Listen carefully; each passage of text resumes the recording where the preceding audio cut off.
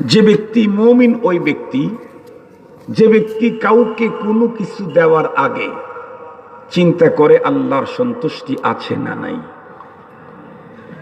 যে কোনো কিছু কাউকে দেওয়ার আগে মুমিন, পরিপূর্ণ মুমিন চিন্তা করবে যে আমি যে অমুককে দিচ্ছি তাতে আমার আল্লাহ সন্তুষ্ট হবে না হবে না। যদি আল্লাহর সন্তুষ্ট থাকে তাহলে এক নম্বরের মুমিন দেবে। কি দেবে? যা দিলে আল্লাহ সন্তুষ্ট হন তাই দেবে। কাকে দেবে? যাকে দিলে আল্লাহ সন্তুষ্ট হন তাকে দেবে। কখন দেবে? যখন দিলে আল্লাহ সন্তুষ্ট হন তখন দেবে। তবে কাউকে কোনো কিছু দেওয়ার আগে তার চিন্তা মাথার মধ্যে একটাই থাকবে, আল্লাহ খুশি হবে তো? যদি আল্লাহর সন্তুষ্টি থাকে তাহলে আমি দেব, যদি আল্লাহর সন্তুষ্টি না থাকে তাহলে আমি দেব না। এটা হলো এক নম্বর মুমিনের এক নম্বর গুণ। এখন কিছু দেওয়া তো এমন আছে যেগুলি আল্লাহর ওয়াস্তি হয়ে থাকে, যেমন মাদ্রাসা, মসজিদ, কবরস্থান, ঈদগাহ মাঠ, হতদরিদ্র, অসহায়, দুস্থ এদেরকে সহযোগিতা করা, আব্বা আম্মাকে সহযোগিতা করা, এগুলি তো আল্লাহর ওয়াস্তি হয়।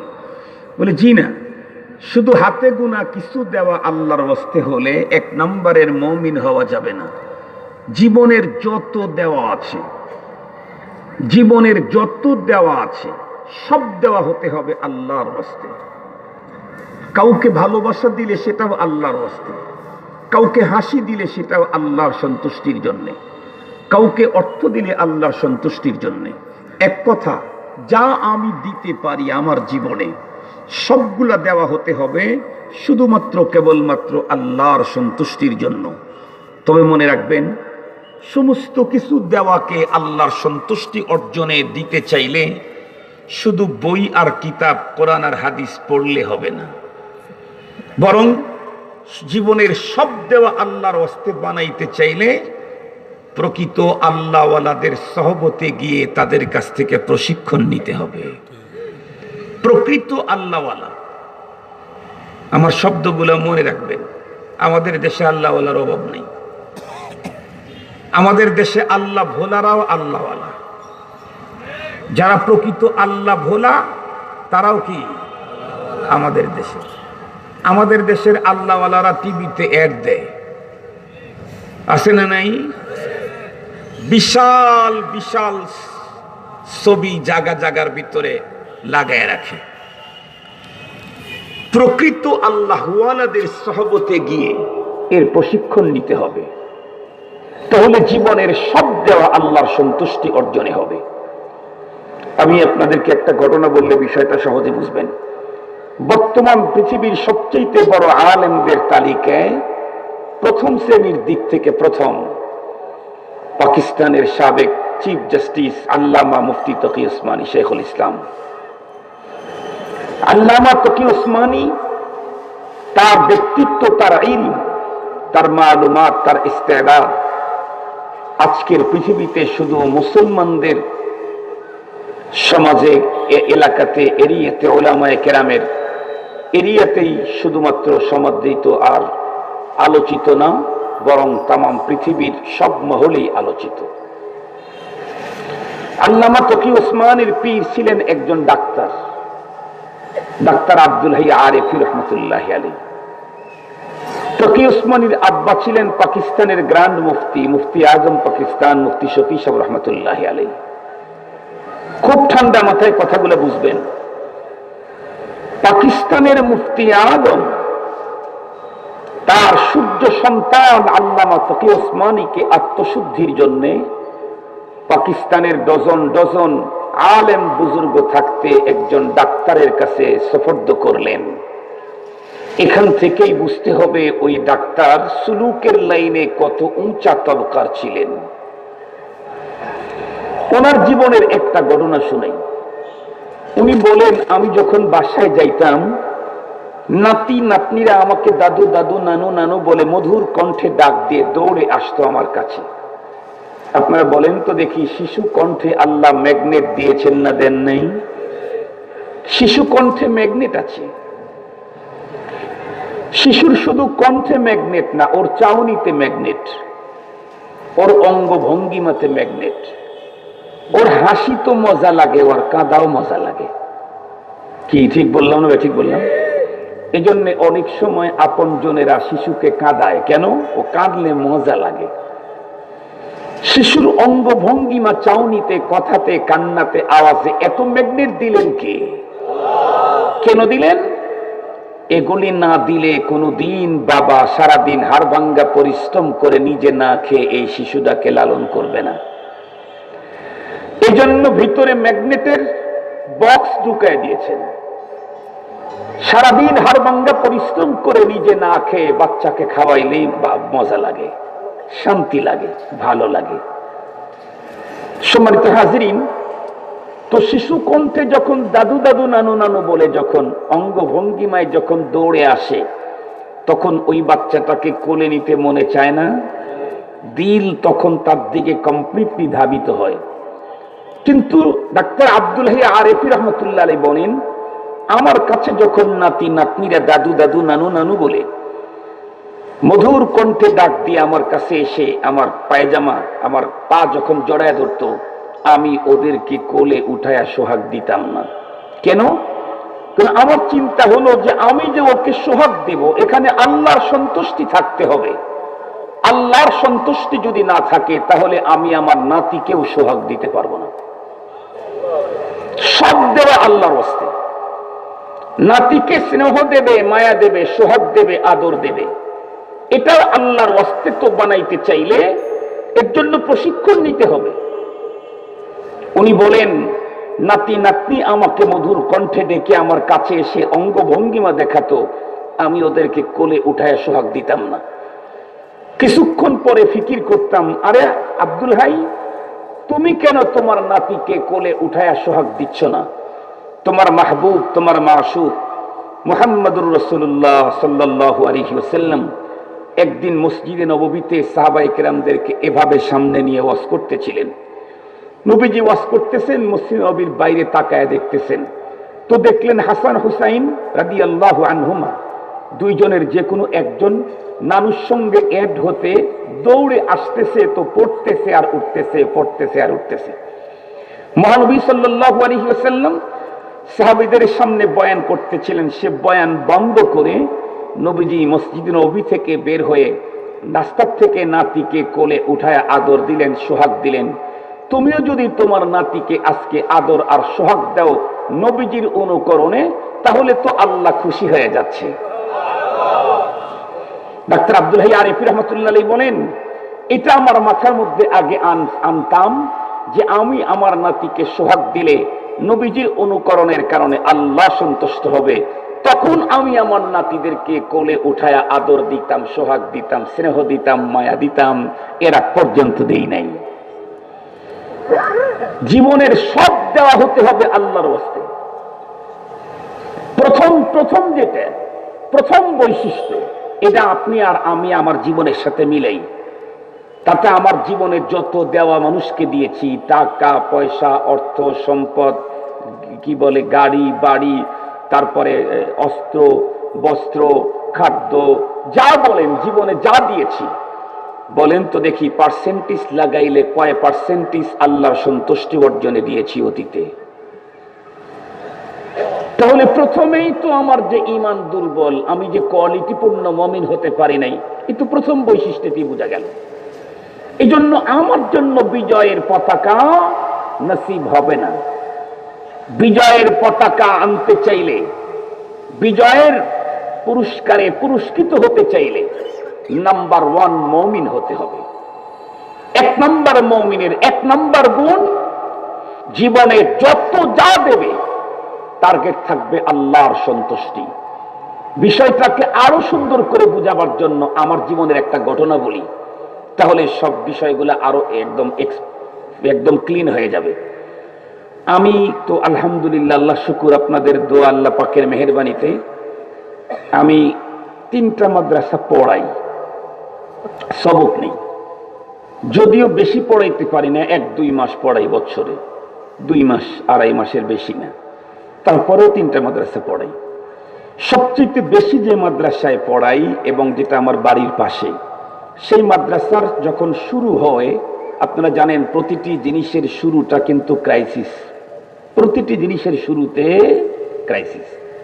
একটা মাহফিল শুরু করবেন, প্রথম বছর ক্রাইসিস, 10 বছর পরে দেখবেন আপনার টাকা পয়সা বেঁচে থাকবে, 5 বছর পরে বেঁচে থাকবে।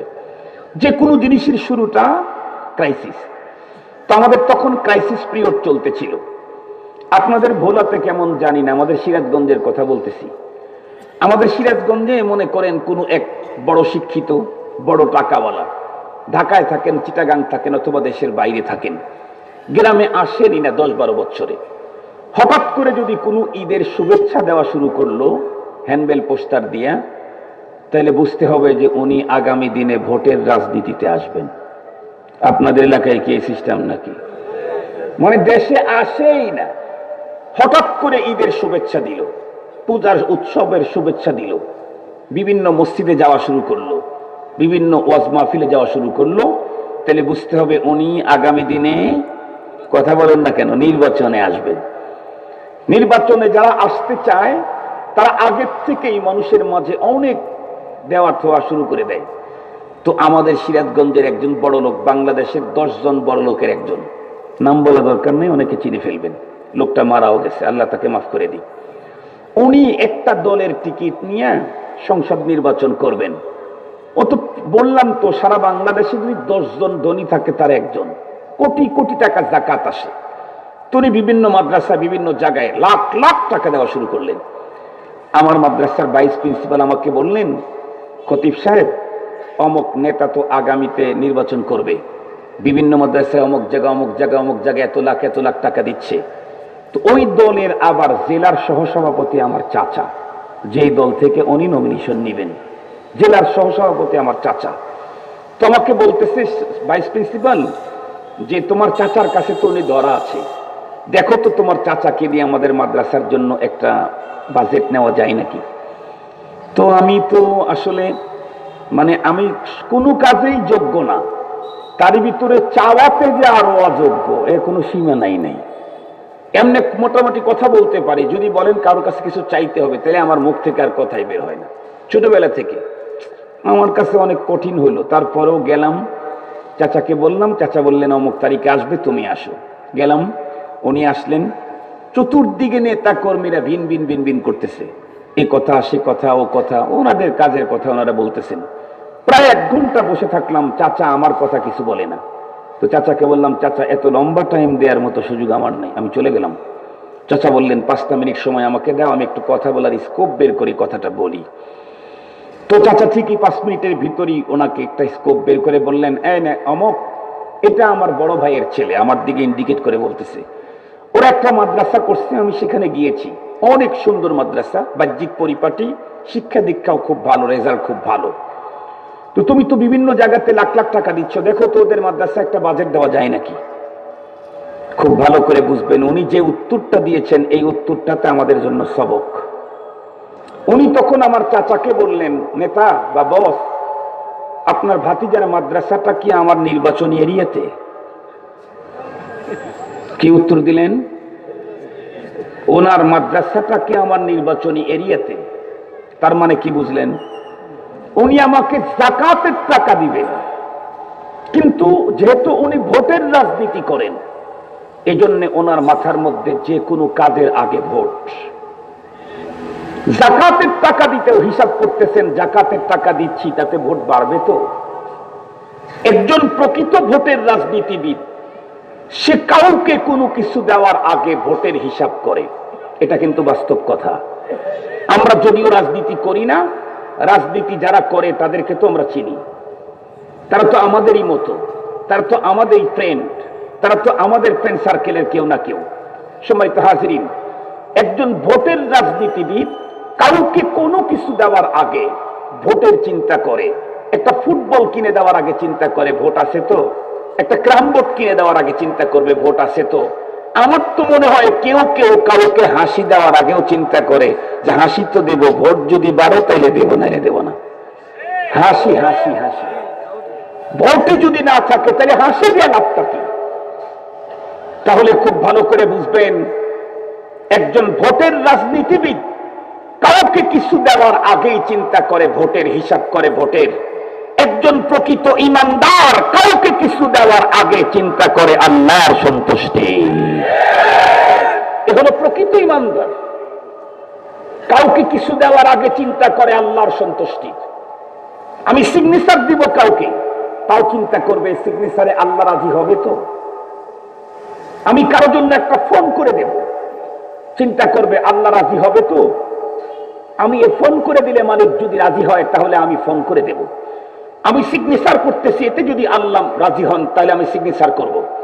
আমি কাউকে 10টা টাকা দিচ্ছি, তাতে যদি আল্লাহ রাজি হন তাহলে আমি 10 টাকা দেব।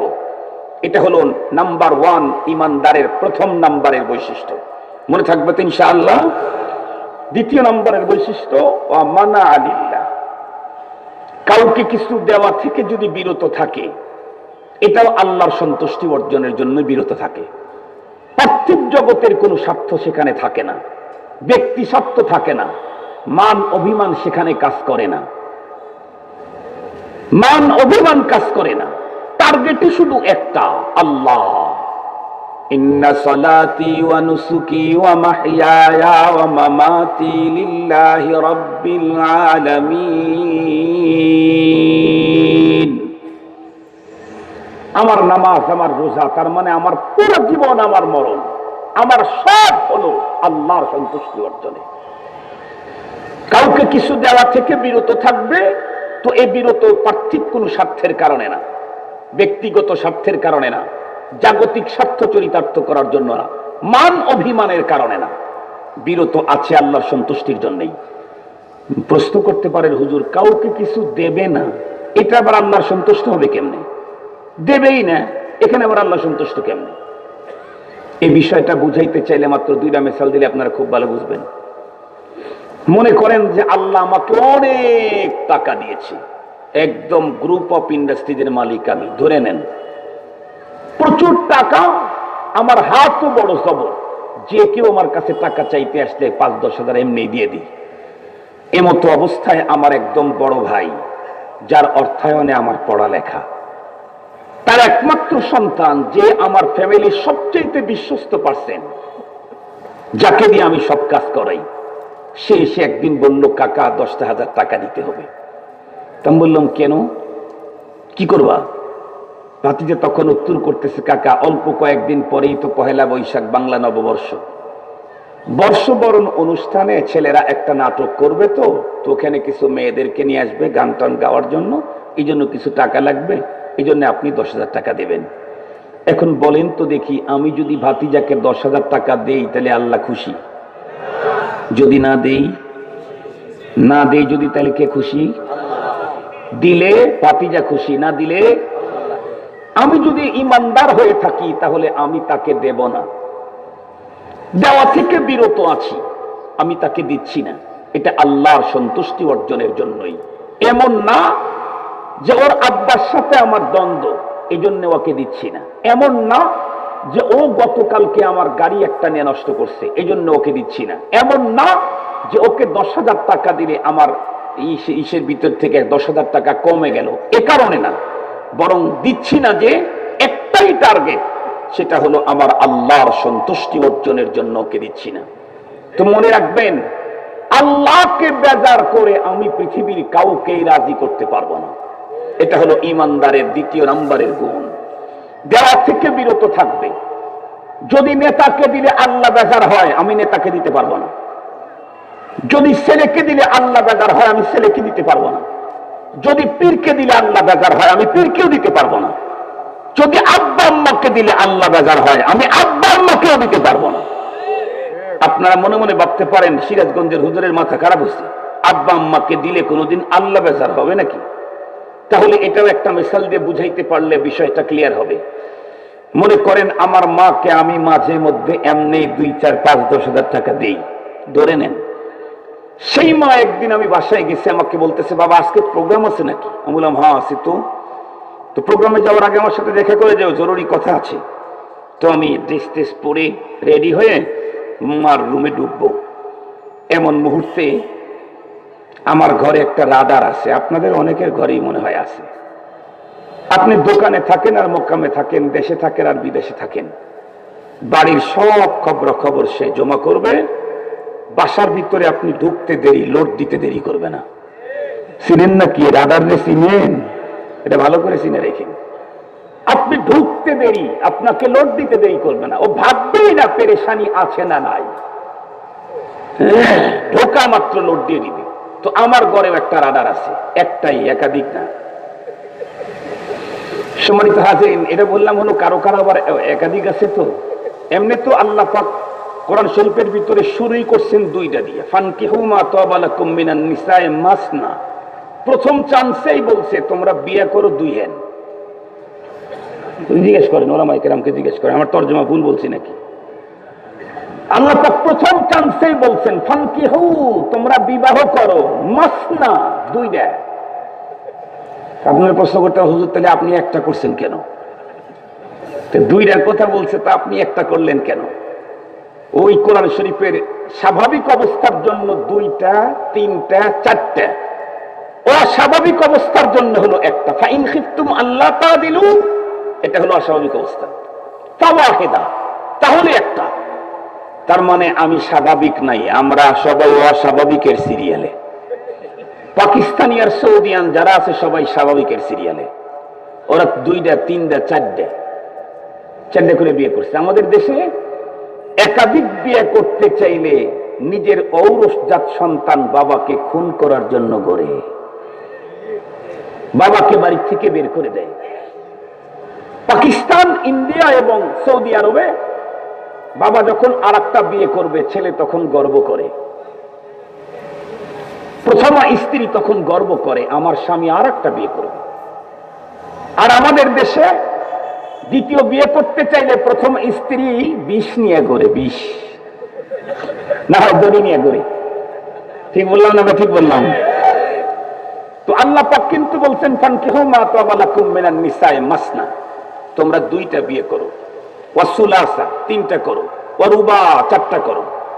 ফাইন খিফতুম আল্লাহ তাদিলু, একাধিক বিয়ে করে যদি ইনসাফ প্রতিষ্ঠায় তুমি ব্যর্থ হও, একাধিক বিয়ে করলে তো ইনসাফ প্রতিষ্ঠা করতে হবে স্ত্রীদের মাঝে, ব্যর্থ যদি হও ইনসাফ প্রতিষ্ঠায়, ফাওয়াহিদা, তাইলে তুমি একটা করো, কারণ তুমি স্বাভাবিক না, তোমার জন্য একটাই। তো সেই কথাই বলতেছিলাম যে আমার ঘরে একটা রাডার আছে। তোমার ঘরে ঢোকার সাথে সাথে মা আমাকে মুচকি হেসে বললেন বাবা তোমার কাছে একটা জিনিস চাবো, আমাকে কিন্তু দিতে হবে। আমি বললাম মা তুমি আমার কাছে কি চাইবা? মা তখন বলতেছেন তুমি আগে বলো দিবা কিনা। ও মা তুমি আমার কাছে চাইবা, আমি তোমাকে দেব না, এমন কি হয়? বলো তুমি কি চাও। মা তখন উত্তর করলেন আমাকে 10,000 টাকা দিবা। আমি মাকে হেসে জিজ্ঞাসা করলাম ও মা তুমি 10,000 টাকা দিয়ে কি করবা? মা বলে কি করবো এটা তো বলবো না তোমাকে, আমি চাইলাম 10,000 টাকা আমাকে দিবা। আমি মাকে বললাম মা ঠিক আছে আমি দেখি, এখন তোমার কাছে টাকা নেই, ঠিক আছে দেখি। এই বলে মার রুম থেকে যখন বের হয়ে আমার রুমে ঢুকতেছি, আমার রাডার তো দেখে ফেলছে। আমাকে ডাক দিয়ে জিজ্ঞাসা করে এই আম্মা আপনাকে কি বললো? তো বললাম আম্মা আমাকে কি বললো সেটা তোমার কি জানা দরকার? বেগম তখন উত্তর করে আম্মা আপনাকে কি বলছে আমি কি বলতে পারবো না? আমি বললাম আহ জ্যোতিষী রে, আম্মা আমাকে কি বলছে তুমি কেমনে বলবা? সে তখন উত্তর করতেছে তাই বলি, বলো। আম্মা আপনার কাছে টাকা চেয়েছে 10,000। আরে জ্যোতিষীর গণনা তো ঠিক, জ্যোতিষীর গণনা তো ঠিক। তো আমি তখন তাকে বললাম এ জ্যোতিষী তুমি এত সুন্দর গণনা করলে কেমনে? কয়েক গণনার কথা পরে আম্মাকে কিন্তু টাকা দিতে পারবেন না। আমি রেগে গেলাম, আরে আমার মাকে আমি টাকা দেব, তুমি বাধা দেওয়ার কে? সে তখন মুচকি হেসে বলতেছে আম্মাকে টাকা দিতে আমি বাধা দেই নাই, এই টাকাটা দিতে পারবেন না কেন? আপনি জানেন না আম্মা এই টাকা দিয়ে কি করবে? কি করবে? আপনার বড় ছেলে 3 মাস আগ থেকে অ্যান্ড্রয়েড অডিও ভিডিও ফোন কেনার জন্য বায়না ধরছে, আপনি দেন নাই। শেষে গিয়ে ওর দাদুকে ধরছে, ওর দাদুকে রাজি করেছে। ওর দাদু বলছে তুই কান্নাকাটি করিস না, আমি তোর আব্বার কাছ থেকে টাকা 10,000 নিয়ে আমি তো সেট কিনে দিচ্ছি। এখন আপনারা বলুন তো দেখি, অবিবাহিত যুবক যুবতীর হাতে যদি অডিও ভিডিও ফোন থাকে আর যদি নেট চালু থাকে, তাহলে রাত্রি 12টার পরে কম্বল মাথার উপরে জড়াইয়া দিয়া দেখবে যে জিবরাইল আমিন কোন তরিকায় কোরআন নাজিল করছে। এটা দেখবে। কি দেখবে? বলেন বলেন, যা দেখা যায় না তাই দেখবে। এটা ভদ্র ভাষায় বললাম। যা দেখা যায় না, কথা বলেন, যা দেখা যায় না তাই দেখবে। এখন বলুন তো দেখি, এমতো অবস্থায় আমি যদি 10,000 টাকা মাকে দেই, মা যদি এই টাকা নিয়ে আমার ছেলেকে দেয়, ছেলে যখন যা দেখা যায় না তাই দেখবে, তাহলে আমার আল্লাহ খুশি? তাহলে এখন আমি আমার মাকে দিলে আল্লাহ খুশি, না দিলে? আর জোরে বলেন, না দিলে খুশি।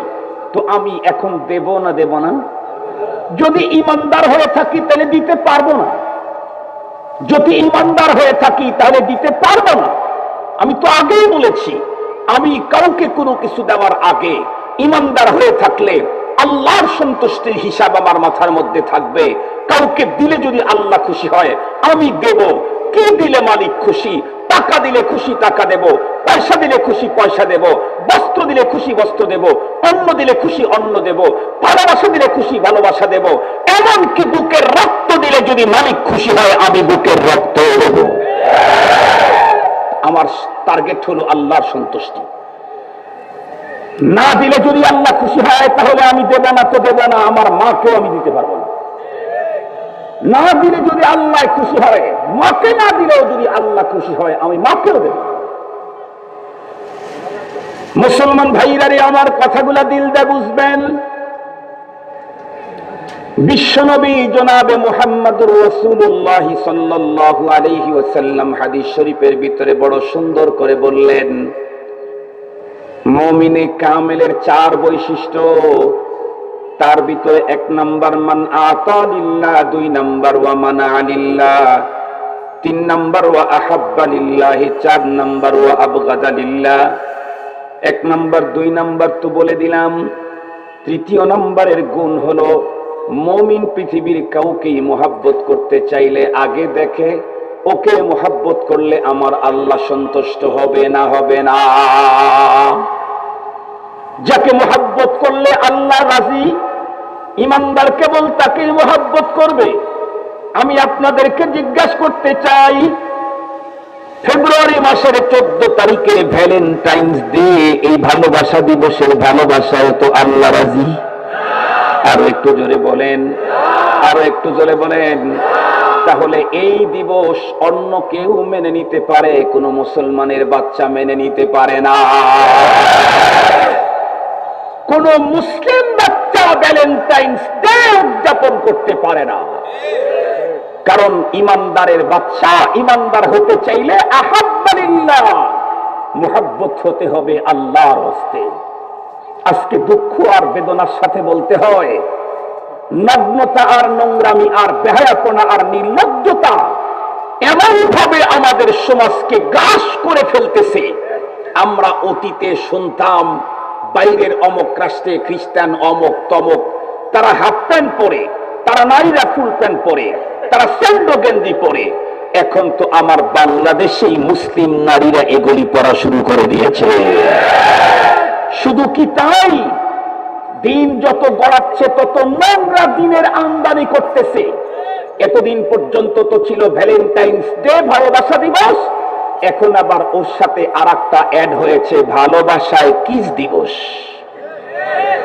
ভালোবাসায় কিস দিবস, কিস বুঝলেন তো? আবার ওটা আবার খানিক ইংরেজি কইলাম আর কি একটু। ভালোবাসায় চুমো খাওয়া দিবস, যেই দিবস এদেশের কোন কুত্তাও নেই, রাজি নেই। যে দিবস এদেশের কোন হায়াওয়ান জানোয়ারও কোনোদিন পালন করবে না। ভালোবাসায় কিস দিবস, চুমো খাওয়া দিবস। এখনো সময় আছে মুসলমান, নিজের সন্তানদেরকে কন্ট্রোল করুন, নাইলে ছেড়ে দিতে দিতে এমন একটা পর্যায়ে চলে যাবে যখন আর কন্ট্রোলিং পাওয়ার থাকবে না। আমরা স্বাধীনতার আগ থেকেই বলেছি, যখন যারা ক্ষমতায় এসেছে মাদককে না বলুন, মাদককে না বলুন, মাদককে না বলুন। ওলামায়ে কেরামের বক্তৃতা যখন যারা ক্ষমতায় আসছে তারা ওইভাবে শোনে নাই, ওইভাবে তারা মাথার মধ্যে নেয় নাই। আজকে যখন মাদকের ছড়াছড়িতে পুরো যুব সমাজ যখন ধ্বংসের দ্বার প্রান্তে, তখন আমার দেশের মাননীয় প্রধানমন্ত্রী মাদকের বিরুদ্ধে যুদ্ধ ঘোষণা করেছেন। মাদকের বিরুদ্ধে যুদ্ধ ঘোষণা করলে কি হবে? কন্ট্রোল করা বড় টাফ ব্যাপার। কারণ এত দূর পর্যন্ত ছড়ায় গেছে, এত দূর পর্যন্ত ছড়ায় গেছে, যাকে দিয়ে কন্ট্রোল করবেন সেও আক্রান্ত, যাকে দিয়ে কন্ট্রোল করবেন সেও আক্রান্ত। এই জন্য এটা কন্ট্রোল করা বড় কঠিন। তারপরে আমরা আগের থেকে বলছি মাদককে না বলুন, এখনো বলবো মাদককে না বলুন। প্রশাসন আর সরকারকে চ্যালেঞ্জ করলাম, সারা দেশে লক্ষ লক্ষ মাদক সেবী আছে, 10টা মাদ্রাসার ছাত্র আর ওস্তাদ মাদক গ্রহণ করে দেখাইতে পারবেন না, 10টা দেখাইতে পারবেন না। আল্লাহ শুকুর, আল্লাহ শুকুর, আলহামদুলিল্লাহ, আলহামদুলিল্লাহ, আল্লাহ শুকুর, আল্লাহর মেহেরবানি। আমাদের ছেলেরা মাদকে যায় না, আলহামদুলিল্লাহ, আলহামদুলিল্লাহ। আমরা মাদক মুক্ত সন্তান মানুষ গড়ি। আমরা লম্পট বাটপার যারা এই জাতীয় খারাপ আচরণ থেকে মুক্ত ফ্রেশ ক্লিন সন্তান মানুষ আমরা তৈরি করি। আমরা কোনো ইফতিজারকে তৈরি করি না, আলহামদুলিল্লাহ। আমাদের মাদ্রাসা থেকে কোনো ইফতিজিংকারী তৈরি হয় না, আল্লাহ পাকের মেহেরবানিতে। কোনো পকেটমার তৈরি হয় না, আল্লাহু আকবার বলেন। এখন তো সরকারের পুলিশের আইজি, সাবেক স্বরাষ্ট্রমন্ত্রী সহ সকলেই তো কথা এখন ওপেন বলে দিচ্ছেন, কওমি মাদ্রাসায় এতদিন পর্যন্ত জঙ্গির দুর্গন্ধ ছড়ানো হতো, এখন তারাই স্প্রে করে দিয়ে বলতেছে কওমি মাদ্রাসায় কোনো জঙ্গি হয় না। দুর্গন্ধ তারা ছড়াইতেন, এখন ওনারাই স্প্রে মারছেন। হযরত মাওলানা আব্দুল হালিম বুখারী সাহেব হুজুর বলেন, এক লোক এই সুপারি, এটা তো আপনি ভালো বুঝবেন, আপনাদের অঞ্চলে সুপারি গাছ বেশি না? তো এক লোক সুপারি গাছে উঠছে, সুপারির খুব দাম বেশি, তো সুপারিটা না বলে নেওয়ার জন্য উঠছে। আমি আবার ডাইরেক্ট শব্দ ব্যবহার করলাম না, না বলে নেওয়ার জন্য উঠছে সুপারি গাছে। সুপারি গাছের সাথে আবার প্যাচে প্যাচে পান গাছও একটা উঠে পড়ছে। ও আবার খুব পানখোর। এর ভিতর করছে কি, আল্লাহ পাকের কাজ, ওই গাছের ডালে এক শকুন পড়ছে, শকুন আবার পায়খানা করে দিছে, দেখতে আবার চুনের মতো দেখা যায়। পায়খানা করছে, ওটা পায়খানা চুনের মতো দেখা যায় না? এখন না বলে যে সুপারি আর পান নেওয়ার জন্য উঠছে, ও গাছের উপরেই পান ছিঁড়া চুন লাগাইতেছে আর বলতেছে আল্লাহ মেহেরবান, যে গাছেতে চুন সুপারি সেই গাছেরই পান। আল্লাহ মেহেরবান, যে গাছেতে চুন সুপারি সেই গাছেরই পান। সম্মানিত হাজিরিন, আমাদের আল্লাহ মেহেরবান, যারা এতদিন পর্যন্ত কওমি আঙ্গিনাতে সন্ত্রাসের গন্ধ ছড়াইতো, এখন তারা স্প্রে করে দিয়েছে। আল্লাহ মেহেরবান। সম্মানিত হাজিরিন, তো সেদিকে যেতে চাই না। আমার মূল কথা চলতেছিল, মনে আছে তো আপনাদের ইনশাআল্লাহ? মোহাব্বত করবে, ভালোবাসা দিবস, এটা নিয়ে আমার কথা চলতেছিল, তাই না? তো অবশ্যই কোনো মুসলমানের সন্তান ভালোবাসা দিবস উদযাপন করতে পারে না। একদম স্পষ্ট কথা। আহাব্বা লিল্লাহ, ইমানদারের মোহাব্বত হবে আল্লাহর রাস্তে। কাকে মোহাব্বত করবে? যাকে মোহাব্বত করলে আল্লাহ খুশি হয়। কখন করবে? যখন মোহাব্বত করলে আল্লাহ খুশি হয়। কি দিয়ে মোহাব্বত করবে? যা দিয়ে মোহাব্বত করলে আল্লাহ খুশি হয়। ইমানদার তাই দিয়ে মোহাব্বত করবে, তাকে মোহাব্বত করবে, তখন মোহাব্বত করবে। সম্মানিত হাজিরিন, কিছু মোহাব্বত তো আল্লাহর ওয়াস্তেই আছে, যেমন আলেম ওলামার মোহাব্বত। এখানে তো আর অন্য কিছু পাওয়ার সম্ভাবনা নাই। পীর বুজুর্গদের মোহাব্বত, তবলিগের মোহাব্বত, কোরআন হাদিসের মোহাব্বত, মাদ্রাসা মসজিদের মোহাব্বত, এগুলো তো আল্লাহর ওয়াস্তেই। কিন্তু বলুন, যেগুলো একদম 100% আল্লাহর ওয়াস্তে মোহাব্বত, সেগুলাকেও 2 নাম্বার খাতে প্রবাহিত করার জন্য শত্রু আছে না নাই? নাম কি? জোরে বলেন, আরো একটু জোরে বলেন। ও কি গোপন শয়তান না ওপেন শয়তান? তো ওপেন শয়তান, গোপন শয়তান, ওপেন শয়তান। সম্মানিত হাজিরিন, তাহলে মোহাব্বত করবে আল্লাহর ওয়াস্তে। ওয়া আবগাদা লিল্লাহ, কারোর সঙ্গে যদি শত্রুতা রাখে তাহলে এটাও হবে আল্লাহর ওয়াস্তে শত্রুতা। আপনারা এখন মনে মনে ভাবতেছেন, হুজুর আশ্চর্য কথা, শত্রুতা আবার আল্লাহর ওয়াস্তে হয় নাকি? জি, অনেক শত্রুতা আল্লাহর ওয়াস্তে হয়। আল্লাহ কোরআন শরীফের ভিতরে বলছেন, আদুব্বুল্লাহি ওয়া আদুব্বাকুম, আল্লাহর দুশমন তোমাদের দুশমন, আল্লাহর দুশমন তোমাদের দুশমন। তাহলে কিছু দুশমন আল্লাহর ওয়াস্তেও আছে। আমি হাদিস বললে আপনারা বুঝবেন। নবীজি বলেন, মান আকরামা সাহিবা বিদআতিন ফাকান্নামা আআনা আলা হাদমিল ইসলাম আও কামা ক্বালা আলাইহিস সালাতু ওয়াসসালাম। নবীজি বলেন, কোন ব্যক্তি যদি কোনো বেদাতিকে সম্মান করলো, অনার করলো, এই মোহাব্বত করলো, সে যেন আল্লাহর দ্বীন ধ্বংসের সহযোগিতা করলো। কি ধ্বংসের সহযোগিতা করলো? আল্লাহর দ্বীন ধ্বংসের সহযোগিতা করলো। আল্লাহু আকবার। তাহলে কোন বেদাতিকে আমি কি মোহাব্বত করতে পারবো? কিন্তু তার সাথে যে আমার শত্রুতা, এটা কি ব্যক্তি স্বার্থে না আল্লাহর হস্তে? ব্যক্তি স্বার্থে শত্রুতা জায়েজ নেই। ভাই বাবার সবচেয়ে সুন্দর এরিয়াটা দখল করে বাড়ি করছে, এই জন্য ভাইয়ের সাথে কথা বন্ধ রাখবেন। 3 দিন পর্যন্ত কথা বন্ধ রাখলে আপনার কথা আল্লাহ শুনতে রাজি নেই, আপনার দোয়া আল্লাহ কবুল করতে রাজি নেই। একজন আপনার কিছু ক্ষতি করছে, জাগতিক কিছু সমস্যা হয়েছে, একজন আপনার সম্মানের উপর আঘাত করছে, আপনি তার সাথে এই কারণে কথা বন্ধ রাখবেন, জায়েজ নেই। এক কথা, জাগতিক স্বার্থে কারো সঙ্গে কথা বন্ধ করা জায়েজ নাই। যদি শত্রুতা করতেই হয় তাহলে সেটা হইতে হবে কার স্বার্থে? আল্লাহর স্বার্থে। আল্লাহর স্বার্থে মুহাব্বত আর আল্লাহর স্বার্থে শত্রুতা, এটা কেমন? এ বিষয়টা আপনাদেরকে একদম খুলে বোঝাবার জন্য যদি সময় মেলে 2টা ঘটনা বলবো, নাইলে একটা ঘটনা বলে শেষ করে দেব। সম্মানিত হাজিরিন, আপনারা প্রত্যেকেই জানেন তামাম পৃথিবীর মধ্যে নাম করা যে আল্লাহর ওলি ছিলেন, তার ভিতরে একজন ছিল খাজা নিজামুদ্দিন আউলিয়া। নাম শুনেন নাই? নিজামুদ্দিন কিন্তু একজন মানুষ, আউলিয়া ওলি শব্দের বহু বচন। তো নিজামুদ্দিনকে ওলি বলা দরকার ছিল, আউলিয়া হইল কেমনে? এক নিজামুদ্দিন আউলিয়া হইল কেমনে? আমার যে নোক্তাটা মনে আসে, যেটা আমার বুঝে আসে, সেটা হলো আমাদের নবীজিকে শুধু নবী বলা হয় না মহানবী বলা হয়? আমাদের নবীজিকে মানব বলা হয় না মহামানব বলা হয়? কেন? উনি একা মানুষ হইলে কি হবে, তার ভিতরে হাজার হাজার কোটি কোটি মানুষের মানবীয় গুণাবলী তার ভিতরে আছে, এই জন্য তাকে মহামানব বলা হয়। নিজামুদ্দিন আউলিয়া একজন ব্যক্তি হইলে কি হবে, তার ভিতরে কয়েক ডজন আল্লাহর ওলিদের কামালাত তার ভিতরে জমা ছিল, এই জন্য তাকে আউলিয়া বলা হয়, একাই আউলিয়া। এই নিজামুদ্দিন আউলিয়ার সবচেয়ে ভালো ছিল, একটা জায়গায় সমস্যা ছিল। সেই সমস্যাটা কি? উনি সেমা করতেন। সেমা, সেমা বুঝেন? আপনারা বলার মানুষ বুঝবেন না, চিটাঙ্গের লোকেরা খুব ভালো বোঝে সেমা, কারণ চিটাঙ্গে ওয়াহাবি আর সুন্নি দিয়ে ভর্তি, ওয়াহাবি সুন্নি ভর্তি। আপনারা শুনলে অবাক হবেন, হাটহাজারী মাদ্রাসা, হাটহাজারী পাইলট স্কুলে আলামিন সংস্থার মাহফিলের বয়ান করার পরে, অথবা ফতেহাবাদে শানে রিসালত, শানে সাহাবা সম্মেলনের পরে মাগরিবের নামাজ পড়ব, তো আমাকে যিনি নিয়ে যাচ্ছেন উনি সরকার দলীয় নেতা এবং বড় মাপের নেতা, ওনার গাড়িতে যাচ্ছি। তো আমি বললাম, ভাই মাগরিবের নামাজটা পড়তে হবে। তো উনি বলতেছেন, হুজুর সব মসজিদে তো পড়া যাবে না। আমি ইন্নালিল্লাহ, সব মসজিদে পড়া যাবে না মানে? আমরা তো পড়ছি শুধু ওজুদ আশরাহমাতুল লিল আলামিন মসজিদে উশুদ হামারু ইয়ে জমিন, জমিনের যে কোনো জায়গাতেই নামাজ পড়া যাবে। আপনি বলতেছেন সব মসজিদেই পড়া যাবে না, মসজিদ মানেই তো সেজদার জায়গা।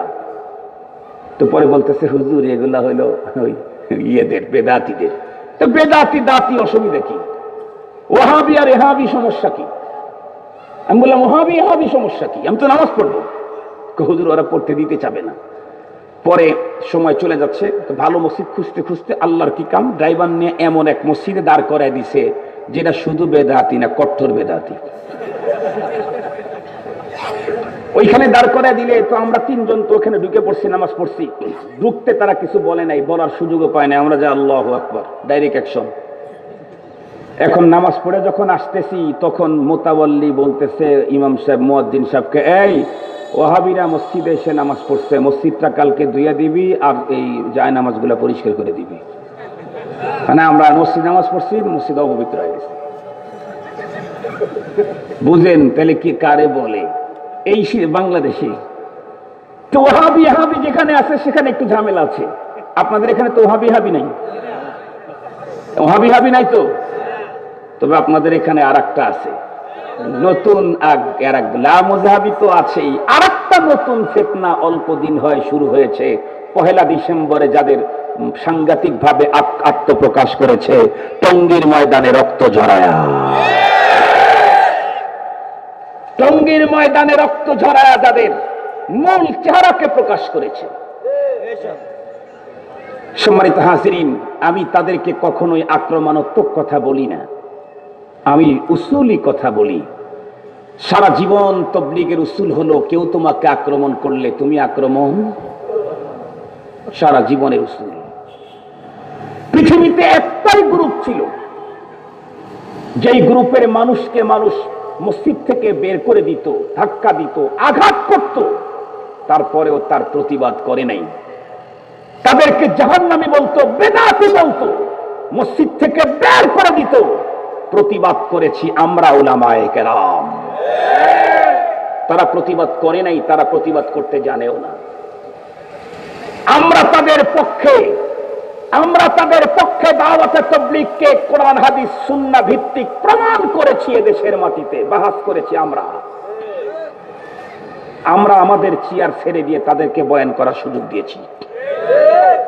মসজিদের দৌলত খান মসজিদের মার্কাজ মসজিদের চেয়ারটা মাহবুব সাহেবের জন্য না? কথা বলেন না কেন? উনি যদি ওখান থেকে না সরে যান, কোন তাবলীগী ওখানে যায় বয়ান করার কোন সুযোগ, তাহলে আমরা আমাদের জায়গা ছেড়ে দিয়ে তাদেরকে বসায়া তাদেরকে কথা বলার সুযোগ করে দিয়েছি। যখনই যেখানে ভুল হয়েছে আমরা তাদেরকে শুধরায়া দিয়েছি। কেউ তাদেরকে আক্রমণ করলে আমরা তাদেরকে বুকে ধারণ করে আক্রমণের সব আমরা পিঠে বহন করেছি। আর আজকে তারা কি বুঝলো, কি শুনলো, কি করলো, উলামায়ে কেরাম তারা দেখতে পারে না, চোখের কাটা হয়ে গেল। উলামায়ে কেরামকে তারা শত্রু ভাবতেছে এবং উলামা সম্পর্কে এমন এমন মন্তব্য করতেছে, যেই মন্তব্যগুলির কারণে তওবা যদি না করে আমার তো সন্দেহ লাগে মৃত্যুর সময় কালেমা নসিব নাও হতে পারে। মনে রাখবেন, নবীর যুগে নবীকে বাদ দিয়ে শুধু আসমানি কিতাব দিয়ে কেউ জান্নাতের পথের দিশা পায় নাই। নায়েবে নবীর যুগে নায়েবে নবী উলামায়ে কেরামকে বাদ দিয়ে শুধু কোরআন দিয়ে কখনোই জান্নাতের পথের দিশা পাবে না। একদম ক্লিয়ার কথা। মুসলমান ভাইরারে আমার কথাগুলা দিল দিয়ে বুঝবেন। বিশ্বের ভিতরে নাম করা আল্লাহর ওলিদের ভিতরে অন্যতম একজন হলেন খাজা নিজামুদ্দিন আউলিয়া রাহমাতুল্লাহি আলাইহি। উনি বন্ধুরা আমার সেমা করতেন, ওনার সব কাজগুলি ছিল কোরআন সুন্নাহ ভিত্তিক। শুধু একটা কাজে একটু প্রবলেম ছিল, সেটা হলো উনি সেমা করতেন। সেমা আপনাদেরকে বুঝাবার জন্য সহজ বন্ধুরা আমার মিসাল দিয়ে কথা বললে বুঝবেন। আমাদের অডিও ভিডিও ফোনের ভিতরে অনেক পাকিস্তানি এবং ইন্ডিয়ান বন্ধুরা আমার নাতিয়া কালাম পয়গম্বরের প্রশংসায়, অনেক বন্ধুরা আমার এমন সুন্দর সুন্দর গজল আছে যেগুলোর ভিতরে বাজনাও আছে। এইগুলা কি বলা হয় বন্ধুরা আমার? সেমা। এই সেমাটা করতেন হলেন নিজামুদ্দিন আউলিয়া, ওই জামানার সবচেয়ে বড় আলেম ফকি জিয়াউদ্দিন রহমাতুল্লাহি আলাইহি। নিজামুদ্দিন আউলিয়া জগৎ বিখ্যাত ওলি হলে কি হবে, ওনার যেই কার্যক্রমটা সুন্নতের খেলাফ উনি সঙ্গে সঙ্গে ফতোয়া দিয়ে দিতেন। নিজামুদ্দিন আউলিয়ার এই কার্যক্রমটা শরীয়তে জায়েজ নাই, বিদআত। খুব ভালো করে বুঝবেন, উনি সেমা করেন আর ইনি তার বিরুদ্ধে ফতোয়া দেন। আমাদের মতো পীর হইলে, আমাদের মতো আলেম হইলে অবশ্যই আমি আমার পক্ষের লোকদেরকে নিয়ে ফকি জিয়াউদ্দিনের বিপক্ষে বন্ধুরা আমার বিষাদগার গড়ে তুলতাম না। আমাদের মতো হুজুর হইলে, এই জামানার আমাদের মতো পীর হইলে ফকি জিয়াউদ্দিনের বিরুদ্ধে আমার লক্ষ লক্ষ মুরিদকে লেলিয়ে দিতাম। বন্ধুরা আমার, যেমনটি দুর্ঘটনা ঘটছে তুরাগ নদীর তীরে টঙ্গীর ময়দানে, এমন দুর্ঘটনা ঘটে যেত, কিন্তু ওনারা দুইজন ছিলেন নাম্বার ওয়ান ইমানদার। এই জন্য ওনাদের দুইজনের মাঝে কখনোই এই জাতীয় দুর্ঘটনা ঘটে নাই। দুইজন তার অবস্থান থেকেই চলতেছে। নিজামুদ্দিন আউলিয়া একদিন পূর্ব নির্ধারিত কোনো এক মিটিং কনফারেন্সের ভিতরে যোগ দেওয়ার জন্য পথ চলা শুরু করে দিলেন। পথগুলি চলতে বেশ বহুদূর পর্যন্ত যাওয়ার পরে কে বা কারা কোন মেসেঞ্জার এসে মেসেজ পৌঁছায় দিলেন, হুজুর বলে কি জানেন নাকি কি হয়েছে বলো? বলে ফকি জিয়াউদ্দিন ওনার অন্তিম মুহূর্ত চলতেছে, মনে মনে ভাব, মেসেঞ্জার এই মেসেজটা দিয়েছে এই মনে করে ফকি জিয়াউদ্দিন যেহেতু সারা জীবন নিজামুদ্দিন আউলিয়ার বিরুদ্ধে বেদাতের ফতুয়া দেয়, সুতরাং এই লোকটা মরার সংবাদ শুনলে নিজামুদ্দিন আউলিয়া খুশি হবেন। উনি ভাববেন যে আমার শত্রু দুনিয়ার থেকে চলে গেল, এখন তামাম দুনিয়া আমার। মেসেঞ্জার তো জানে না নিজামুদ্দিন আউলিয়া আসলে কত বড় ইমানদার। উনি এ কথা শোনার সঙ্গে সঙ্গে বললেন, খবর কি সহি? বলে হুজুর সহি। সঙ্গে সঙ্গে হুজুর বললেন, তাহলে আমি আমার সকল প্রোগ্রামকে বাতিল করে দিলাম। মুরিদান ডেকে বলে, হুজুর তার মানে? হুজুর বললেন, তার মানে এখন আমি বিশ্ববরেণ্য আলেম আল্লামা ফকি জিয়াউদ্দিনের সঙ্গে দেখা করে দোয়া নেওয়ার জন্য তার দরবারে যাব। আল্লাহু আকবার, আল্লাহু আকবার। মুরিদানরা তখন বলতেছিল, হুজুর আপনি এটা কি বললেন? যেই লোকটা সারা জীবন আপনার কর্মের বিরুদ্ধে বেদাতের ফতোয়া দিয়ে হারাম ঘোষণা করলো, সারা জীবন আপনার বিরোধিতা করলো, সেই লোকটার অন্তিম মুহূর্তে আপনি দেখা করার জন্য পূর্ব ঘোষিত নির্ধারিত প্রোগ্রাম মিস করবেন? আল্লাহর ওলি তখন ডেকে বললেন, বেটা তোরা চুপ কর, আমি যা বুঝি তোমরা তা বুঝবা না। ফকি জিয়াউদ্দিন কত বড় আলেম, কত বড় বুজুর্গ। উনি দুনিয়ার থেকে চলে গেলে ওই মানের বুজুর্গ আর পাওয়া যাবে না, সুতরাং আমি তার অন্তিম মুহূর্তে তার সঙ্গে দেখা করে দোয়া নিতে যাব। এক পর্যায়ে ফকি জিয়াউদ্দিন রহমাতুল্লাহ আলাইহির বাসার দিকে বন্ধুরা আমার নিজামুদ্দিন আউলিয়া আসতেছিলেন। আস্তে আস্তে বন্ধুরা আমার একদম তার বাড়ি পর্যন্ত চলে এলেন। এরপরে দেখেন বড়দের কত আদব, কত আদব, ভালো করে বুঝবেন। উনি ইচ্ছা করলে বিশ্ববরেণ্য বুজুর্গ ডাইরেক্ট গড় করে ফকি জিয়াউদ্দিনের রুমে ঢুকে যেতে পারতেন, কিন্তু উনি চিন্তা করলেন, না না না, আমি আমার এলাকাতে যত বড় আল্লাহর ওলি হই না কেন, ফকি জিয়াউদ্দিনের এখানে উনি সবচাইতে বড়। এই জন্য আমি যদি ওনার রুমে ঢুকতে চাই তাহলে ওনার কানুন মেনে আমাকে ঢুকতে হবে, ওনার কানুন মেনে আমাকে ঢুকতে হবে। উনি ওয়েটিং রুমের ভিতরে ঢুকলেন, খাদেমকে বন্ধুরা আমার পাঠায় দেয়া বললেন, তুমি যাও ফকি জিয়াউদ্দিনের খাদেমের কাছ থেকে অনুমতি নিয়ে নিজামুদ্দিন আউলিয়া বলেন, আমার পক্ষ থেকে ফকি জিয়াউদ্দিন দামাত বারাকাতুহুমুল আলিয়াকে আমার সালাম জানাও। এরপরে তুমি আমার পক্ষ থেকে আবেদন পেশ করো, আমি হুজুরের সঙ্গে দেখা করতে চাই। হুজুরের খাদেম হাঁটি হাঁটি পা রওনা করে ফকি জিয়াউদ্দিন রহমাতুল্লাহ আলাইহির খাদেমের কাছ থেকে অনুমতি নিয়ে ফকি জিয়াউদ্দিন দামাত রহমাতুল্লাহ আলাইহির একদম পাশে গিয়া বসলেন। বসার পরে সালাম দিলেন, হুজুরের পক্ষ থেকেও সালাম দেয়া বললেন, আমি নিজামুদ্দিন আউলিয়ার খাদেম। হুজুর একটা প্রোগ্রামে যাইতেছিলেন, আপনার অসুস্থতার কথা শুনে হুজুর সঙ্গে সঙ্গে ব্যাক করে আপনার সঙ্গে দেখা করার জন্য আপনার বাড়ি পর্যন্ত চলে এসেছেন। হুজুর আপনার সঙ্গে দেখা করার অনুমতি চাই, আপনি কি বলেন? মুসলমান খুব ভালো করে বুঝবেন আলেম কারে বলে, ভালো করে বুঝবেন আলেম কারে বলে। উনি তখন এ কথা শোনা মাত্র অন্তিম মুহূর্ত চলতেছিল, তার মেজাজ কন্ট্রোলের বাইরে চলে গেছে। রাগে ক্রোধে জোর আওয়াজ করে বললেন, না না, ইয়ে হারগিজ নেই হো সাকতা, এটা কখনোই হতে পারে না। আমি আমার অন্তিম মুহূর্তে কোনো বেদাতির চেহারা দেখে আমি কবরে যেতে চাই না। আল্লাহু আকবার বলেন। অন্তিম মুহূর্তে কোন বেদাতির চেহারা দেখে কবরে যেতে চাই না। এখন আলেম ওয়ারিসে নবী, বিশ্ব নবীজির বন্ধুরা আমার যতই আপন হোক, আল্লাহর বিরুদ্ধে যদি কেউ গেছে পয়গম্বর তারে ছাড় দেয় নাই। হযরত ওমর ফারুক কি করছেন? এক যুদ্ধের ভিতরে মুসলমানদের হাতে যখন তাদের আপনজনেরা বন্দী হয়ে এলো, বিশ্ব নবীজি বললেন, এদের ব্যাপারে কি করা যায়, তোমরা আমাকে মশওয়ারা দাও। এক একজন এক এক বিষয়ে মশওয়ারা দিতেছিলেন। সাইয়েদনা হযরত ওমর বলতেছিলেন, পয়গম্বর আমার যেটা মনে বলে সেটা হলো প্রত্যেকের আপনজনকে তার আপনজনের হাতে ছেড়ে দেওয়া হোক, আর তাকে বলা হোক আপনজনকে নিজ হাতে হত্যা করে দেবে। আসাদুহুম ফি আমরিল্লাহি ওমর। কোরআনে পাকের মধ্যে আসছে, মুহাম্মাদুর রাসূলুল্লাহ ওয়াল্লাযীনা আমানু মাআহু আশিদ্দাউ আলাল কুফফারি রুহামাউ বাইনাহুম তারাহুম রুকআন সুজদান ইয়াবতাগুনা ফাদলাম মিনাল্লাহি ওয়া রিদওয়ানা সীমাহুম ফি ওয়ুজুহিহিম মিন আসারিস সুজুদ। খুব ভালো করে বোঝার জন্য চেষ্টা করবেন। যখন শুনলেন যে বেদাতি আসবে, উনি বললেন অন্তিম মুহূর্তে আমি তাকে কখনোই তার চেহারা আমি দেখে মরতে চাই না। মুসলমান এ কথা বললেই হযরতে নিজামুদ্দিন আউলিয়ার খাদেম এখন ওখান থেকে উঠে যাওয়াই তার জন্য জুলুম হয়ে গেল। কষ্ট করে ওখান থেকে চলে গেল। নিজামুদ্দিন আউলিয়াকে গিয়ে রিপোর্ট করলো, হুজুর আমি আগেই বলেছিলাম এই লোকটা জীবনেও কোনোদিন আপনার পক্ষে যাবে না, আপনার পক্ষে হবে না। এরপরে আপনি আমাকে পাঠাইলেন পূর্বের প্রোগ্রামকে ক্যান্সেল করে।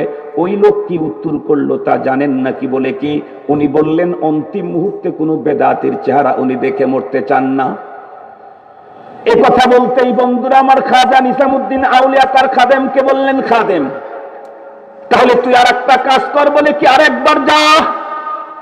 খাদেম বলে, হুজুর তখনই যেই ভাব দেখাইছে, আবার যদি আমি যাইতে ধরে আমারে মারবে। নিজামুদ্দিন আউলিয়া বললেন, বেটা আবার যা। খাদেম বলে, হুজুর আমার পরিবর্তে আর একজনকে পাঠাইলে ভালো হয়। নিজামুদ্দিন আউলিয়া বললেন, এ বেটা তুই আমার পীর না আমি তোর পীর? হুজুর আপনি আমার পীর, তোর কথা আমি মানবো নাকি আমার কথা তুই মানবি? হুজুর আপনার কথা আমি মানবো। তাহলে আমি তোকে বলতেছি আর একটা মেসেজ নিয়ে হুজুরের কাছে যা। কি মেসেজ হুজুর বলেন? উনি তখন বললেন, এবারে গিয়ে সালাম দিবি, এরপরে বলবি হুজুর নিজামুদ্দিন আউলিয়া আপনার সঙ্গে দেখা করতে এসেছে জীবনের সকল বেদাতের কাছ থেকে তওবা করার জন্য। যা গিয়ে বল। নিজামুদ্দিন আউলিয়ার খাদেম ভয়ে ভয়ে বন্ধুরা আমার হাঁটি হাঁটি পা পা করে আগায় গেলেন। এক পর্যায়ে ফকির জিয়াউদ্দিন রহমাতুল্লাহি আলাইহির কাছে বসলেন। জিয়াউদ্দিন রহমাতুল্লাহি আলাইহি ডেকে বললেন, আবার কি খবর? ভয়ে ভয়ে বলতেছেন, হুজুর আমার পীর সাহেব বললেন উনি আজকে আপনার সঙ্গে দেখা করতে এসেছে বড় একটা টার্গেট নিয়ে। বলে কি ওনার জীবনে যত রকমের গুনাহ করেছেন, যত রকমের বেদাত করেছেন, সকল বেদাত থেকে তওবা করার জন্য। ও মুসলমান, আগের যে শত্রুতা ছিল এটা আল্লাহর ওয়াস্তে শত্রুতা ছিল বেদাতি হওয়ার কারণে। এখন বন্ধুরা আমার মুহূর্তের ভিতরে হযরতে ফকির জিয়াউদ্দিন কেমন পরিবর্তন হয়ে গেলেন। তখন উনি ওনার খাদেমকে ডেকে বললেন, বাবা তুমি আমার কাছে বসো। ফকির জিয়াউদ্দিন রহমাতুল্লাহি আলাইহি নিজের খাদেমকে ডাক দিয়ে বললেন, খাদেম এদিকে আয়, আলমারি খোল, সবচেয়ে দামি পাগড়ি আমার যেগুলি আছে সেই পাগড়িগুলি বের করে নিয়ে আয়। এরপরে পাগড়িগুলি আমার এখান থেকে বিছানো শুরু করে দে। বিছাইতে বিছাইতে নিজামুদ্দিন আউলিয়া পর্যন্ত জমিনের ভিতরে আমার মাথার পাগড়ি বিছাইয়া দে। এরপরে নিজামুদ্দিন আউলিয়াকে গিয়া আমার পক্ষ থেকে বল, হুজুর বলছেন হুজুরের সঙ্গে দেখা করার জন্য হুজুর তার পাগড়ি বিছায়া দিয়েছেন, উনি যেন জুতা খুলে খালি পায়ে আমার পাগড়ির উপর দিয়ে না হাঁটে, জুতা পরে আমার পাগড়ির উপর দিয়ে হেঁটে যেন আমার কাছে দেখা করতে আসে। ও মুসলমান, কিছুক্ষণ পূর্বে যাকে সাক্ষাৎ দিতে রাজি নাই কেন, বুগযু ফিল্লাহ, এখন তার জন্য মাথার পাগড়ি বিছায় দিলেন, তার মানে হুব্বু ফিল্লাহ। এই জন্যই কিতাবের ভিতরে বলা হয়েছে আল্লাহর ওয়াস্তে মুহাব্বত, আল্লাহর ওয়াস্তে শত্রুতা কোনোদিন ব্যক্তি শত্রুতায় রূপান্তরিত হতে পারে না, ব্যক্তি শত্রুতা সৃষ্টি করতে পারে না। মুসলমান খুব ভালো করে বুঝবেন, আমাদের মতো পীর হইলে কি করতাম? এমন একটা সংবাদ পাওয়ার পরে ভিতরে ভিতরে খুব বন্ধুরা আমার আনন্দিত হইতাম এবং এভাবে বন্ধুরা আমার সিনাগুলা নড়াইতাম আর মনে মনে বলতাম, দেখ জীবনের একটা মাত্র খেলা দেখাইলাম, কিছুক্ষণ পরে তো জিয়াউদ্দিন মরে যাবে, আমি তখন তামাম দুনিয়াকে এলান করতে পারবো নিজক ফকির জিয়াউদ্দিন আমার বিরুদ্ধে বেদাতি হওয়ার ফতোয়া দিলে কি হবে, মৃত্যুর আগ মুহূর্তে তার পাগড়ি আমার পায়ের নিচে দিয়ে দিয়েছে। এই বলে আমরা গর্ব করার জন্য চেষ্টা করতাম। কিন্তু নিজামুদ্দিন আউলিয়া যেমন, ফকির জিয়াউদ্দিনও তেমন, দুইজনের ভিতরে ব্যক্তি কোনো শত্রুতা নাই। এই দুইজনের ভিতরে শত্রুতা হলো আল্লাহর ওয়াস্তে। এই জন্য ফকিহ জিয়াউদ্দিনের খাদেম এই কথা বলার পরে নিজামুদ্দিন আউলিয়া বললেন, নেই এ হারগেজ নেই হো সাকতা, এটা কখনোই হতে পারে না।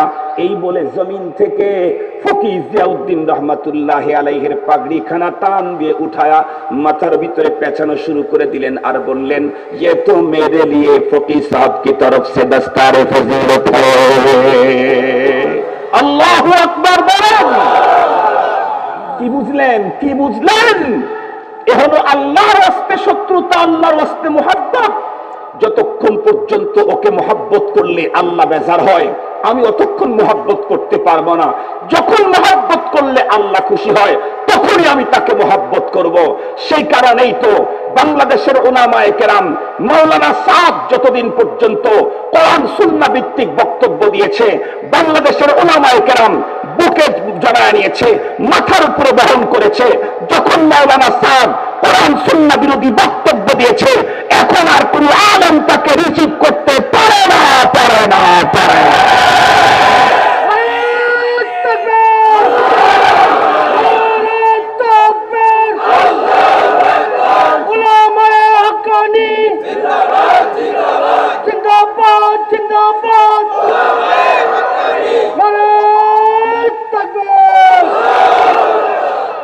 ঠান্ডা মাথায় কথা ভালো করে শুনবেন। আমরা মাওলানা সাদের সাথে আমাদের কোনো জমি নিয়ে বাজা নেই, দলীয় কোনো চেয়ার নিয়ে বাজা নেই। কি বলেন? বিশ্ব ইজতেমা হয়েছে, আমাদের কোন হুজুর যায় ওখানে আখিরি মোনাজাত করছে। কে করছে? মাওলানা জুবাইর সাহেবই করেছেন। যারা তাবলীগের ভিতরে আছেন তারাই এ কাজ করবেন। আমরা ওইখানকার চেয়ার দখল করতে চাই না। কেন? তোমাদের চেয়ার হলো এক মন্ত্রণালয়ের, আর আমাদের চেয়ার হলো সব মন্ত্রণালয়ের। প্রধানমন্ত্রী যেমন কখনোই শিক্ষামন্ত্রী হওয়ার আবেগ পেশ করতে পারে না, উলামায়ে কেরাম কখনো তাবলীগী মোবাল্লিগ ওই তাবলীগের ওই পদ্ধতিতে মোবাল্লিগ হওয়ার আবেগ পেশ করতে পারে না। ওটা তো একটা সাবজেক্ট নিয়ে, ওটা তো ধর্মের একটা সাবজেক্ট। উলামায়ে কেরাম ওয়াল সাবজেক্টের মন্ত্রী, উলামায়ে কেরাম ওয়াল সাবজেক্টের। খানকাহ এখান থেকে পরিচালিত হবে, দাওয়াত এখান থেকে পরিচালিত হবে, ইসলামী আন্দোলন এখান থেকে পরিচালিত হবে, তালিম তাআল্লুম উলামায়ে কেরাম পরিচালনা করবে। আপনারা বলেন তো দেখি, একজনের পেটে সমস্যা, এটার জন্য ডাক্তার দরকার, আরেকজনের পিঠে সমস্যা, এটার জন্য ইঞ্জিনিয়ার চলে। পিঠের সমস্যার জন্য ইঞ্জিনিয়ারদের কাম হবে না? পায়ের নিচে কারো সমস্যা, পায়ের তালু, তো তাহলে এটা তো মনে হয় ব্যারিস্টার দিয়ে হবে, এটা ব্যারিস্টার দিয়ে হবে না। মাথার চুলে কারো সমস্যা, তাহলে এটা তো মনে হয় দর্জি দেওয়া হবে, দর্জি দেওয়া হবে না। তার মানে চিকিৎসা বিজ্ঞান একজন মানুষের মাথার থেকে পায়ের তালু পর্যন্ত চিকিৎসার কোনো প্রবলেম হইলে ডাক্তারের বিকল্প নাই। হার্টের প্রবলেম হইলে তাও ডাক্তার, হাড়ের প্রবলেম হইলে তাও ডাক্তার, আইএনটি নাক কান গলার সমস্যা হলে তাও ডাক্তার, চোখের সমস্যা হলে তাও ডাক্তার, পেটের সমস্যা হলে তাও ডাক্তার, ইউরোলজিস্ট প্রবলেম হলে তাও ডাক্তার, এরপরে নিউরো প্রবলেম হলে তাও doctor. Euro problem, neuro problem, radio problem, সব জায়গাতে যেমন ডাক্তার। দ্বীনের কাজ যেখানেই হবে সেখানেই উলামায়ে কেরাম, দ্বীনের কাজ যেটা হবে সেখানেই উলামায়ে কেরাম। উলামায়ে কেরাম ছাড়া, ডাক্তার ছাড়া যেমন মাথার চিকিৎসা চলে না, পায়ের চিকিৎসাও চলে না, উলামায়ে কেরাম ছাড়া ধর্মের কোনো কাজ চলতে পারে না, কখনোই চলতে পারে না। চ্যালেঞ্জ করলাম পৃথিবীকে, চ্যালেঞ্জ করলাম পৃথিবীকে। উলামায়ে কেরামকে মাইনাস করে, বাইপাস করে যদি কেউ ইসলামী রাজনীতি করতে যায়, ওইটা ইসলামী রাজনীতি থাকে না, ক্ষমতা দখলের এক সিঁড়ি হয়। উলামায়ে কেরামকে মাইনাস করে, বাইপাস করে যদি কেউ খানকা বানাইতে চায়, ওইটা খানকা থাকে না, ওইটা শিরকার বেদাতের আবিষ্কারের ওইটা কারখানা হয়। উলামায়ে কেরামকে বাদ দিয়ে যদি কেউ তালিম তাআল্লুম মাদ্রাসা জামিয়া পরিচালনা করতে চায়, তাহলে এখানে জামিয়ার পরিচালনা, কোরআন আর হাদিসের সেখানে শিক্ষা দীক্ষা থাকে না, সেখানে অন্য কিছু হয়। তাবলীগ তাও তেমন উলামায়ে কেরাম ছাড়া অন্য কেউ পরিচালনা করতে চাইলে গোমরাহের আড্ডাখানা হয়। এটা কখনো দিনের কাজ থাকতে পারে না। কলন্দার আঁচে বুয়াদ দিদা গুয়াদ, কলন্দার আঁচে বুয়াদ দিদা গুয়াদ। মোল্লা যা বলে জেনে বলে কেন? মোল্লা জানে আমার আজকের বক্তৃতা এই সরকারের সিআইডি, এনএসআই, গোয়েন্দা ডিপার্টমেন্টের লোকেরা যদি আমার বক্তৃতাকে আজকে রেকর্ড নাও করে, মহান মালিকের সিআইডি আমার প্রতিটি কথাকে রেকর্ড করে নিয়েছেন। মা ইয়ালফিযু মিন কাউলিন ইল্লা লাদাইহি রাকিবুন আতীদ। আমার প্রতিটি কথা মালিকের কাছে রেকর্ড হয়ে আছে। পরপরে আমাকে বিচার করা হবে কাদের উপরে? আমার এই কথার উপরে আমার পরপরে বিচার হবে। এজন্য আজকে যারা বিভিন্ন টক শোতে গিয়া উলামায়ে কেরাম, বিভিন্ন জায়গাতে গিয়া উলামায়ে কেরামের বিরুদ্ধে নিষেধাজ্ঞা করছেন, মনে রাখবেন আপনার জবান আপনাকে অ্যারেস্ট করায় দেওয়ার জন্য যথেষ্ট। আপনার জবান আপনাকে আল্লাহর আদালতে অ্যারেস্ট করায় দিবে। সেই জন্য সম্মানিত হাজরিন, এটা হলো ইমানদারের কাম। আমি কি ইমানদার হতে চাই? তাহলে মোহাব্বত হবে কার ওয়াস্তে? শত্রুতা হবে কার জন্য? মাওলানা সাদ সাহেব আজকেও যদি তার আপত্তিকর সকল বক্তব্যকে দারুল উলুম দেওবন্দ গিয়া প্রত্যাহার করে, ওপেন যদি তওবা করে, নিজের ভুলকে স্বীকার করে যদি আবারও ঘুরে আসে, আমরা হযরতে হাকিম ফকি জিয়াউদ্দিনের মতো আমরা আমাদের পাগড়ি মাওলানা সাদের পায়ের নিচে বিছায়া দিতে রাজি আছি। কিন্তু যতক্ষণ পর্যন্ত কোরআন সুন্নাহ বিরোধী বক্তব্য ছাড়বা না, ততক্ষণ পর্যন্ত পাগড়ি তো দূরের কথা, পায়ের জুতাও তোমাকে দেব না। পায়ের জুতাও তোমাকে দেব না। সম্মানিত হাজরিন, মনে রাখবেন এটা হলো ইমানদার। আপনি কি তবলিগী হবেন না ইমানদার হবেন? মুফতি হওয়া সহজ, মুহাদ্দিস হওয়া সহজ, বক্তা হওয়া আরো সহজ। ইমানদার হওয়া, একটু জোরে বলেন, ইমানদার হওয়া অত সহজ না। বাংলা বই পড়ে কণ্ঠ ভালো থাকলে সুর দিয়ে গাইতে পারলেই বড় বক্তা, আন্তর্জাতিক বক্তা, তাও আর আন্তর্জাতিক মুফাসসিরে কোরআন। হাদিস পড়াইতে পারলেই মুহাদ্দিস, তাফসীর পড়াইতে পারলে মুফাসসির। কিন্তু ইমানদার হতে মান আতা লিল্লাহ ওয়া মানা লিল্লাহ ওয়া আহাব্বা লিল্লাহ ওয়া আবগাদা লিল্লাহ ফাকাদ ইসতাকমালা ঈমানুহু। জীবনের সব দেওয়া হতে হবে আল্লাহর সন্তুষ্টির জন্য। সব দেওয়া থেকে বিরত থাকা, ভাইয়ের সাথে ঝগড়া বাঁচতে, এই জন্য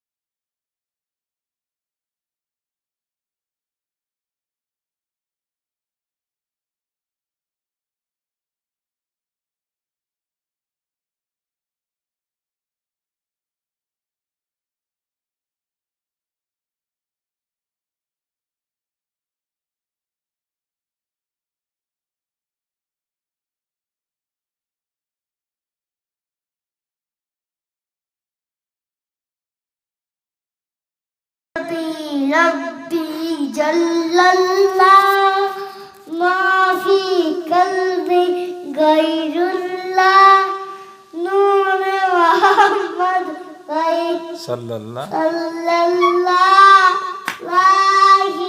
আমার ডিস্টার্ব করে। তুমি বলো লা ইলাহা ইল্লাল্লাহ